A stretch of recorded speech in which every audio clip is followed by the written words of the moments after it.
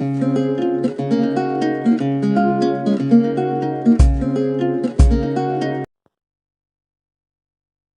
Student, इसके पहले lectures जो हम लोग देखे थे उस लेक्चर में हम लोग पार्ट 9 देखे थे। इलेक्ट्रोस्टैटिक्स का हम लोग पढ़ रहे हैं, जिस चैप्टर का नाम है वैद्युत आवेश एवं क्षेत्र। उसका पार्ट 9 हम लोग देख चुके। पार्ट 1, 2, 3, 4, 5, 6, 7, 8, 9 ये टोटल हम लोगों ने देख लिया है। और हम स्टार्ट करेंगे पार्ट 10।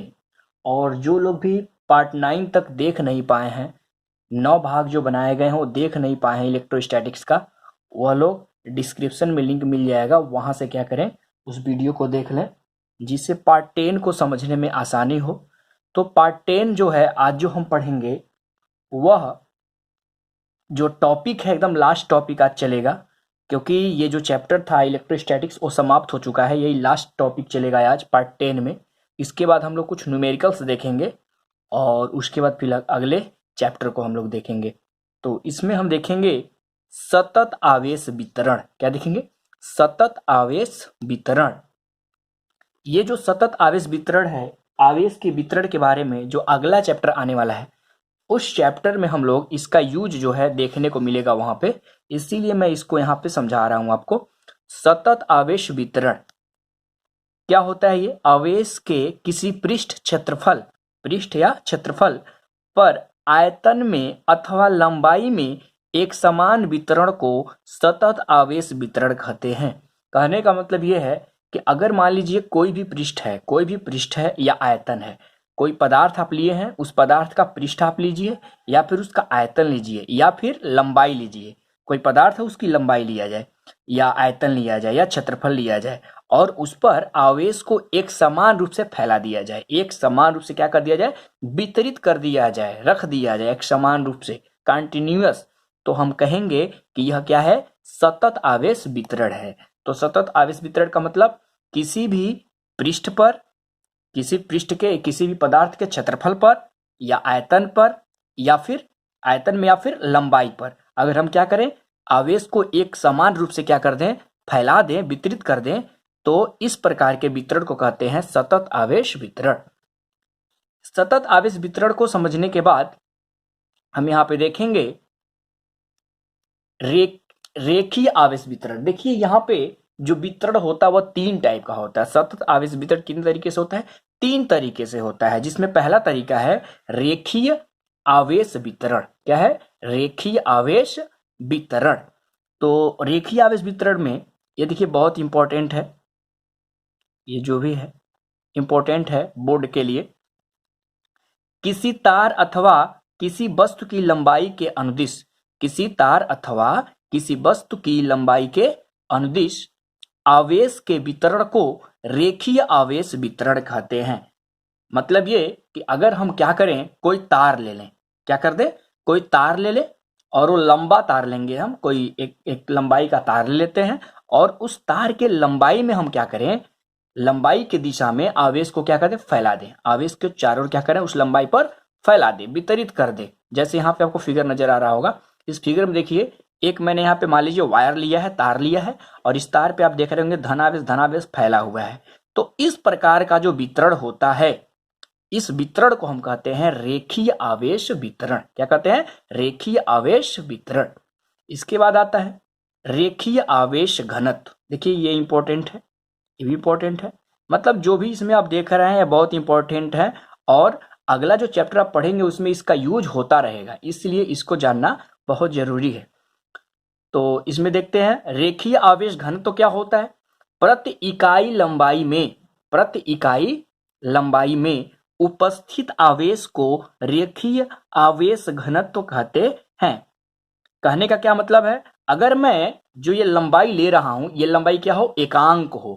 क्या हो? एकांक हो। एकांक लंबाई अगर लूं मैं और इस एकांक लंबाई में कितना आवेश है, अगर उस आवेश का मैं मान ज्ञात कर रहा हूं, एकांक लंबाई के तार में कितना आवेश है, अगर उसका मैं क्या करता हूं, वैल्यू पता करता हूं, तो हम कहेंगे कि वह क्या है? रेखीय आवेश घनत्व है।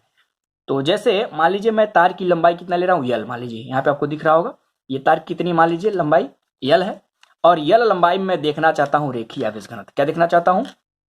रेखीय आवेश घनत्व। कितने लंबाई में? यल लंबाई में।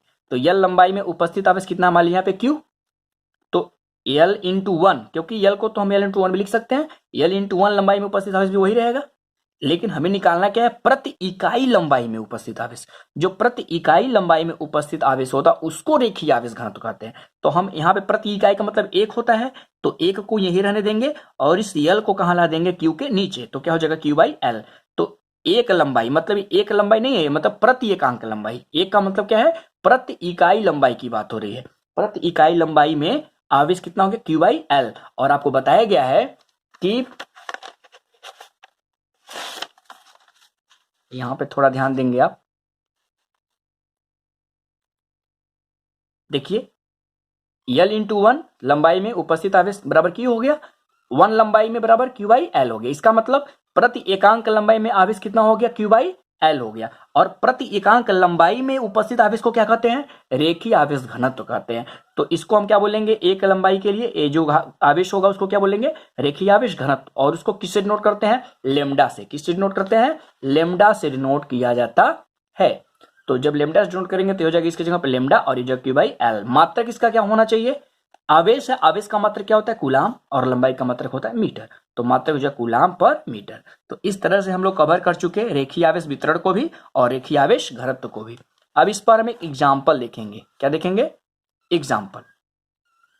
तो इसका एग्जाम्पल देखें। इस पर जो एग्जाम्पल है वह ये है, यदि किसी आर त्रिज्या की वलय को प्लस क्यू आवेश दिया जाता है तो रेखीय आवेश घनत्व बताइए। रेखीय आवेश घनत्व बताइए। तो ध्यान दीजिएगा, इसको बहुत आसान है। अभी मैंने सूत्र बताया, लेमडा बराबर क्यू बाई एल होता है। और यहां पे देखिए तो आर त्रिज्या लिया गया है और कौन सा है? वलय। वलय दिया गया है यहाँ पे। तो यहाँ बगल में देखिए वलय बनाए हैं और आर त्रिज्या क्या है? कैपिटल आर त्रिज्या लिया गया है और आवेश कितना है? Plus Q. तो लेमडा बराबर क्यू बाई एल फॉर्मूला होता है। तो लेमडा बराबर क्यू बाई एल। एल को क्या लिख सकते हैं? 2 पाई आर। क्या लिख सकते हैं? 2 पाई आर। कैसे? क्योंकि वलय, वलय का जो क्षेत्रफल होता है, वलय की जो लंबाई होगी, जो परिधि होगी, क्योंकि यहाँ पे किसकी बात हो रही है? यहाँ पे वलय की बात हो रही है ना। रेखीय आवेश घनत्व निकालना है ना, तो रेखीय आवेश घनत्व के लिए हमें लंबाई चाहिए। लंबाई में कितना आवेश वितरित हुआ है? तो देखिए इस लंबाई की बात करें तो इस परिधि को लेंगे और ये वलय है, तो वलय की जो परिधि होती है कितनी होती है? 2 पाई आर। तो ये हो जाएगा एल की जगह पे, लंबाई की जगह पे 2 पाई आर कूलाम पर मीटर। ये आपका आ गया। अब आगे हम बढ़ेंगे। इसके बाद आता है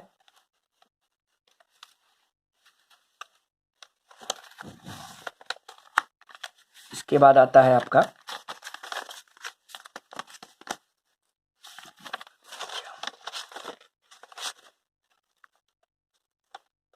इसके बाद आता है दूसरा नंबर। देखिए सतत आवेश वितरण में पहला नंबर हमने बता दिया रेखीय आवेश वितरण। उसके बाद हम पढ़ेंगे पृष्ठीय आवेश वितरण।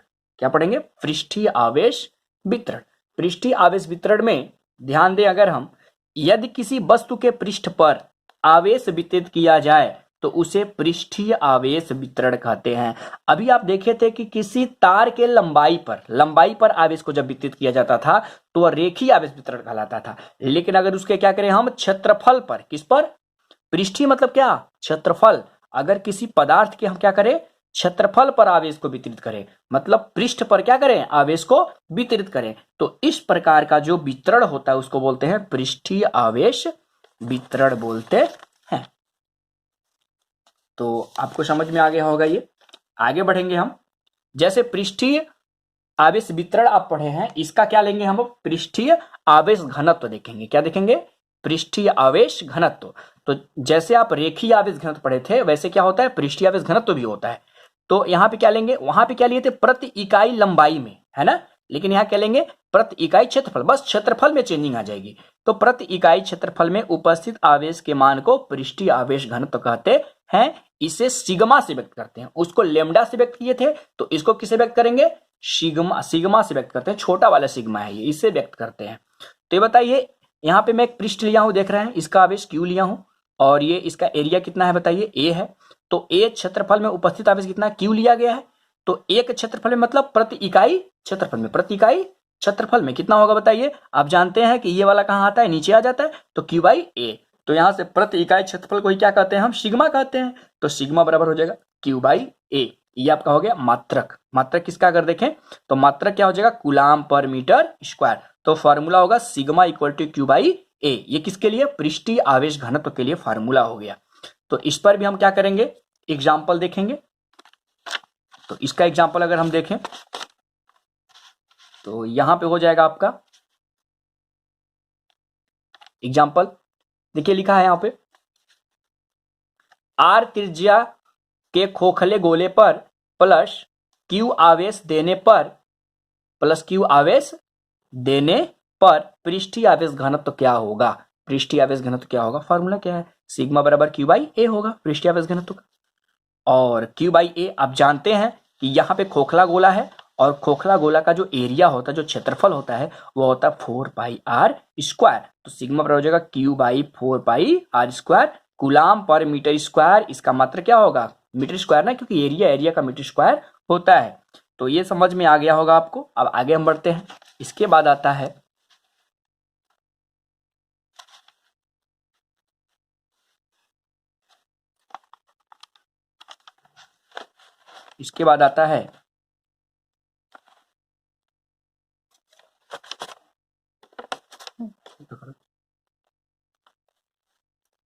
ये हो जाएगा आयतन आवेश वितरण। इसके बाद क्या आता है, आयतन आवेश वितरण, तीसरा नंबर।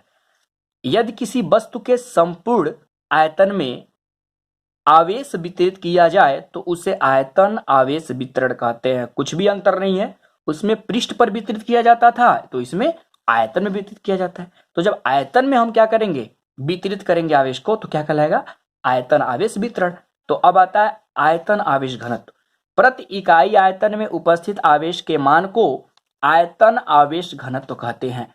कुछ नहीं अंतर करना है, वहां पे आप पृष्ठ बोलते थे, लंबाई बोलते थे, यहां बोलेंगे प्रति इकाई आयतन। क्या बोलेंगे, आयतन में उपस्थित आवेश के मान को क्या कहते हैं, आयतन आवेश घनत्व कहते हैं। इसे हम रो से व्यक्त करते हैं, किससे, रो से व्यक्त करते हैं। रो का संकेत है ये, रो बराबर हो जाएगा क्या आपका, क्यू बाई भी। सीधे सीधे मैं सूत्र बता रहा हूं यहाँ पे, क्योंकि आयतन से मतलब तो किससे भाग हो जाएगा, क्यू में किससे भाग हो जाएगा, आयतन से भाग हो जाएगा। इसका मात्रक क्या होगा, इसका मात्रक होगा कूलाम पर मीटर क्यू, क्योंकि आयतन का मात्रक होता है मीटर क्यू और आवेश का होता है कूलाम।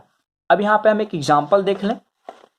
ये लास्ट एकदम चल रहा है आपका इस चैप्टर का, और इसमें एक एग्जाम्पल लेते हैं। इस एग्जाम्पल में आप देखिए, तो ये एग्जाम्पल जो है, आर त्रिज्या के ठोस गोले को प्लस क्यू आवेश देने पर आवेश घनत्व क्या होगा। तो फार्मूला जो होता है आपको पता है। आवेश यहाँ पे क्या पूछा है आपसे, आवेश घनत्व पूछा है, लेकिन यहाँ पे बोला ठोस गोला। क्या बोला है, ठोस गोला। तो याद रहे, जब ठोस गोले की बात कर रहा है तो ठोस गोले में जो आवेश है वह भीतर की तरफ यहाँ पे दिखाया जाएगा और आयतन पे दिखाया जाएगा। जब आयतन में दिखाया जाएगा तो जो हम आवेश घनत्व लेंगे वो कौन सा लेंगे, आयतन आवेश घनत्व लेंगे। तो रो बराबर जो क्यू बाई भी, तो rho equal to q by V. गोले का जो आयतन होता है four by three pi r cube. ये होता है गोले का आयतन, 4/3 पाई आर पे क्यूब होता है। यही आपका क्या हो गया, आंसर हो गया, rho equal to q by 4/3 pi r cube. R का वैल्यू दिया रहेगा किसी क्वेश्चन में, तो हम क्या करेंगे, रख लेंगे, रख के हल कर लेंगे। आवेश का भी मान कुछ दिया रहेगा, तो यहाँ पे तो संकेत के रूप में ही सब कुछ लिया गया है। इसका मात्रक कूलाम पर मीटर क्यूब हो जाएगा। तो हमें विश्वास है कि आप लोगों को ये सारे टॉपिक समझ में आ गए होंगे, और जो भी चीज़ें बताई जाती हैं उसको आप कमेंट करके बताइए कैसा लग रहा है, कैसा नहीं लग रहा है, जिससे हमको समझ में आए कि आपको हमारी बातें समझ में आ पाती हैं या नहीं। और आप लोग वीडियो को देखते रहिए। Thank you.